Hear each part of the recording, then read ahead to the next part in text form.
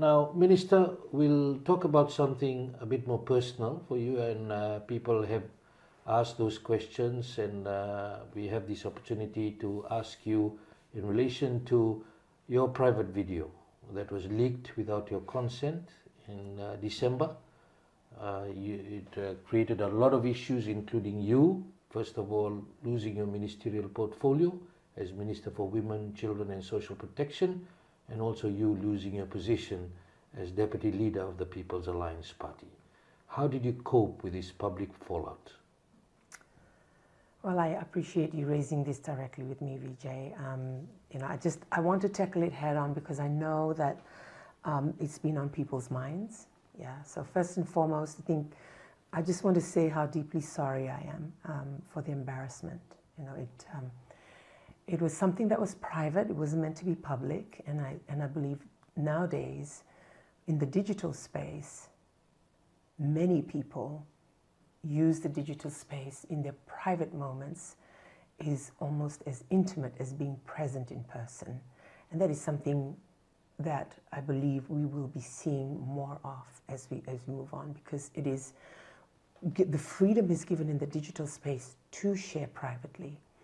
Now, it may have been some lapse of judgment, because now I know and I've learned that something that was done privately can be exploited, and that there's a possibility for phones to be hacked, for property to be taken without your consent. And so with that risk and going through that, I think I did step aside when I was told I was dismissed. I didn't fight it in my ministerial role, as well as losing my deputy leader position earlier, as well as losing my position as leader of government business as a woman. So, this was something I have learned. When you're a leader, what you do is in private, even though you have the entitlement to be private, can be exploited against you politically. And because at the end of the day, it's always about, will you win votes from this, something you do? Will you lose votes from something you do? And I think that's the public ramifications of it, and I take responsibility for that, Vijay. So, and again, but to give context, and again, it's not an excuse, with, and just being part of being transparent. At a time, I think the video in question at a time was when the father of my children, Rob, who we were sort of, because we had divorced, and it was just a time when we were getting to know each other again. We were considering whether we were going to be dating again or being together again. And it was really a moment shared privately. We were not together, we were apart. And again, it was, long separation. We came through COVID. And just in hindsight, I think it was just, again, like I said, a lapse in judgment to even create such a video. But having said that, I take responsibility for it. In this digital age, anything can be exploited. Are you worried maybe there'll be more videos, or that's the only one? Look, I believe in terms of moving forward, I cannot live in fear of a crime committed against me.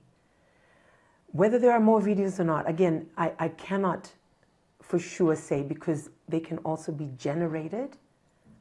They can be deep fakes. They can be AI generated. There may be more that'll come to try to discredit me, because it has happened and it's taken a toll, and I lost my ministerial position.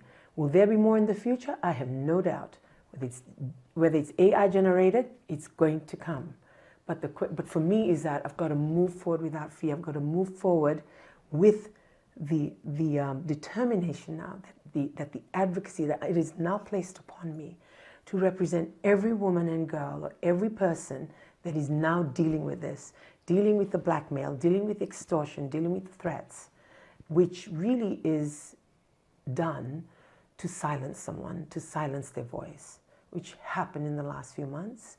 It really took its toll on me, but I was still determined to continue to serve, even though I did not hold those positions. I carried